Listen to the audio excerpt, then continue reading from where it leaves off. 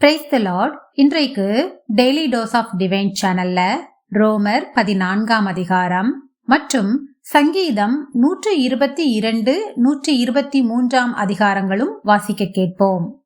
கர்த்தாவே, உம்முடைய வேதத்தில் உள்ள அதிசயங்களை பார்க்கும்படிக்கு எங்கள் இருதயத்தின் கண்களை திறந்தருளும் சுவாமி. ஆமேன். ரோமர் 14ஆம் அதிகாரம். விசுவாசத்தில் பலவீனம் உள்ளவனை சேர்த்துக் கொள்ளுங்கள், ஆனாலும் அவனுடைய மன ஐயங்களை குற்றமாய் நிர்ணயிக்காமல் இருங்கள். ஒருவன் எந்த பதார்த்தத்தையும் புசிக்கலாம் என்று நம்புகிறான், பலவீனனோ மரக்கறிகளை மாத்திரம் புசிக்கிறான். புசிக்கிறவன் புசியாதிருக்கிறவனை அற்பமாய் எண்ணாதிருப்பானாக. புசியாதிருக்கிறவனும் புசிக்கிறவனை குற்றவாளியாக தீர்க்காதிருப்பானாக. தேவன் அவனை ஏற்றுக்கொண்டாரே. மற்றொருவனுடைய வேலைக்காரனை குற்றவாளியாக தீர்க்கிறதற்கு நீ யார்? அவன் நின்றாலும் விழுந்தாலும் அவனுடைய எஜமானுக்கே அவன் உத்தரவாதி. அவன் நிலைநிறுத்தப்படுவான். தேவன் அவனை நிலைநிறுத்த வல்லவராயிருக்கிறாரே.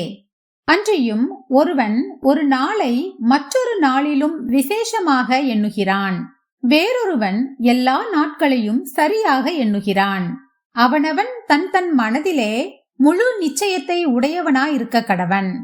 நாட்களை விசேஷித்துக் கொள்ளுகிறவன் கர்த்தருக்கென்று விசேஷித்துக் கொள்ளுகிறான். நாட்களை விசேஷித்துக் கொள்ளாதவனும் கர்த்தருக்கென்று விசேஷித்துக் கொள்ளாதிருக்கிறான். புசிக்கிறவன் தேவனுக்கு ஸ்தோத்திரம் செலுத்துகிறபடியால் கர்த்தருக்கென்று புசிக்கிறான். புசியாதிருக்கிறவனும் கர்த்தருக்கென்று புசியாதிருந்து தேவனுக்கு ஸ்தோத்திரம் செலுத்துகிறான். நம்மில் ஒருவனும் தனக்கென்று பிழைக்கிறதும் இல்லை, ஒருவனும் தனக்கென்று மரிக்கிறதும் இல்லை. நாம் பிழைத்தாலும் கர்த்தருக்கென்று பிழைக்கிறோம், நாம் மரித்தாலும் கர்த்தருக்கென்று மரிக்கிறோம். ஆகையால் பிழைத்தாலும் மரித்தாலும் நாம் கர்த்தருடையவர்களாயிருக்கிறோம்.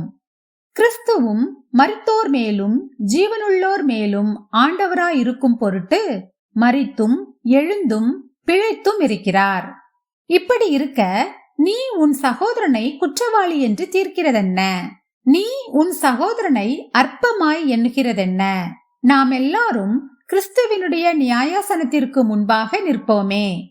அந்தபடி முழங்கால் யாவும் எனக்கு முன்பாக முடங்கும், நாவு யாவும் தேவனை அறிக்கை பண்ணும் என்று என் ஜீவனை கொண்டு உரைக்கிறேன் என்பதாய் கர்த்தர் சொல்கிறார் என்று எழுதியிருக்கிறது. ஆதலால் நம்மில் ஒவ்வொருவனும் தன்னை குறித்து தேவனுக்கு கணக்கு ஒப்புவிப்பான். இப்படி இருக்க நாம் இனிமேல் ஒருவரையொருவர் குற்றவாளிகள் என்று தீர்க்காதிருப்போமாக. ஒருவனும் தன் சகோதரனுக்கு முன்பாக தடுக்கலையும் இடரலையும் போடலாகாதென்றே தீர்மானித்துக் கொள்ளுங்கள். ஒரு பொருளும் தன்னிலே தீட்டுள்ளதல்லவென்று கர்த்தராகிய இயேசுவுக்குள் அறிந்து நிச்சயித்திருக்கிறேன். ஒரு பொருளை தீட்டுள்ளதென்று எண்ணிக்கொள்ளுகிறவன் அவனோ அவனுக்கு அது தீட்டுள்ளதாயிருக்கும். போஜனத்தினாலே உன் சகோதரனுக்கு விசனம் உண்டாக்கினால் நீ அன்பாய் நடக்கிறவன் அல்ல. அவனை உன் போஜனத்தினாலே கெடுக்காதே. கிறிஸ்து அவனுக்காக மரித்தாரே. உங்கள் நன்மை தூஷிக்கப்பட இடம் கொடாதிருங்கள். தேவனுடைய ராஜ்யம் புசிப்பும் குடிப்பும் அல்ல, அது நீதியும் சமாதானமும் பரிசுத்த ஆவியினால் உண்டாகும் சந்தோஷமுமாயிருக்கிறது. இவைகளிலே கிறிஸ்துவுக்கு ஊழியம் செய்கிறவன் தேவனுக்கு பிரியனும் மனுஷரால் அங்கீகரிக்கப்பட்டவனுமாயிருக்கிறான். ஆனபடியால் சமாதானத்துக்கு அடுத்தவைகளையும் அந்நியோன்ய பக்தி விருத்தி உண்டாக்கத்தக்கவைகளையும் நாடக்கடவோம். போஜனத்து நிமித்தம் தேவனுடைய கிரியையை அழித்து போடாதே. எந்த பதார்த்தமும் சுத்தமுள்ளதுதான், ஆனாலும் இடரல் உண்டாக புசிக்கிறவனுக்கு அது தீமையாயிருக்கும். மாம்சம் புசிக்கிறதும் மதுபானம் பண்ணுகிறதும் மற்றெதையாகிலும் செய்கிறதும் உன் சகோதரன் இடறுகிறதற்காவது தவறுகிறதற்காவது பலவீனப்படுகிறதற்காவது ஏதுவாயிருந்தால் அவைகளில் ஒன்றையும் செய்யாமல் இருப்பதே நன்மையாயிருக்கும். உனக்கு விசுவாசம் இருந்தால் அது தேவனுக்கு முன்பாக உன் மட்டும் இருக்கட்டும். நல்லதென்று நிச்சயித்த காரியத்தில் தன்னை குற்றவாளி ஆக்காதவன் பாக்கியவான்.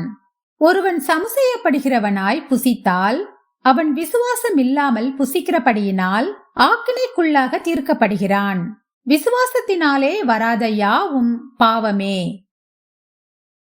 சங்கீதம் 122 அதிகாரம்.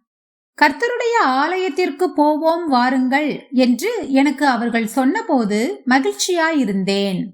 எருசலேமே, உன் வாசல்களில் எங்கள் கால்கள் நிற்கலாயிற்று. எருசலேம் இசைவினைப்பான நகரமாய் கட்டப்பட்டிருக்கிறது. அங்கே இஸ்ரவேலுக்கு சாட்சியாக கர்த்தருடைய ஜனங்களாகிய கோத்திரங்கள் கர்த்தரின் நாமத்தை ஸ்தோத்தரிப்பதற்கு போகும். அங்கே தாவீதின் வம்சத்தாருடைய சிங்காசனங்களாகிய நியாயாசனங்கள் வைக்கப்பட்டிருக்கிறது. எருசலேமின் சமாதானத்துக்காக வேண்டிக் கொள்ளுங்கள். உன்னை நேசிக்கிறவர்கள் சுகித்திருப்பார்களாக. உன் அலங்கத்திற்குள்ளே சமாதானமும் உன் அரமனைகளுக்குள்ளே சுகமும் இருப்பதாக.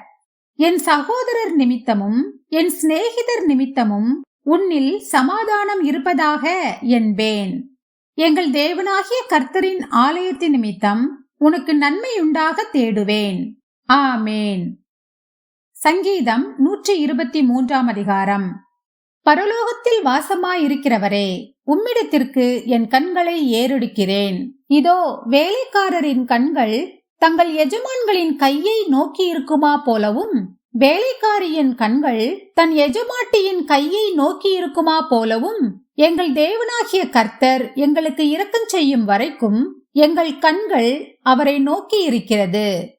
எங்களுக்கு இரங்கும் கர்த்தாவே, எங்களுக்கு இரங்கும். நிந்தனையினால் மிகவும் நிறைந்திருக்கிறோம். சுக ஜீவிகளுடைய நிந்தனையினாலும் அகங்காரிகளுடைய இகழ்ச்சியினாலும் எங்கள் ஆத்துமா மிகவும் நிறைந்திருக்கிறது. ஆமேன்.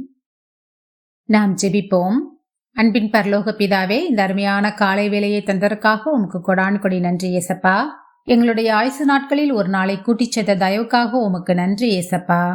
உன் அலங்கத்திற்குள்ளே சமாதானமும் உன் அரமனைகளுக்குள்ளே சுகமும் இருப்பதாக என்று தாவீது ராஜா சொல்லியிருக்கிறது போல, இன்று என்னோடு ஜெபித்துக் கொண்டிருக்கிற எல்லாருடைய வீட்டிலும் சந்தோஷமும் சமாதானமும் நிலைத்திருக்கட்டும் அப்பா. ஒவ்வொருவர் குடும்பங்களிலேயும் கர்த்தாவே இருக்கிற ஒவ்வொரு பிள்ளைகளையும் நீங்க ஆசீர்வதிங்க. அவர்களுக்கு தேவையான சுகம்பெலன் ஜீவன் கொடுத்து நீங்க ஆசீர்வதிக்க வேண்டுமாறு ஜெபிக்கிறேன். இயேசு கிறிஸ்துவின் மூலமாக ஜெபம் கேளும் எங்கள் ஜீவனுள்ள நல்ல பிதாவே. ஆமேன். என் ஆத்துமாவே கர்த்தரை ஸ்தோத்திரி, என் முழு உள்ளமே அவருடைய பரிசுத்த நாமத்தை ஸ்தோத்திரி. என் ஆத்துமாவே கர்த்தரை ஸ்தோத்திரி, கர்த்தர் செய்த சகல உபகாரங்களையும் மறவாதே. ஆமேன். ஆமேன். நாம் அடுத்த நாள் வேத வாசிப்பில் சந்திப்போம். God bless you.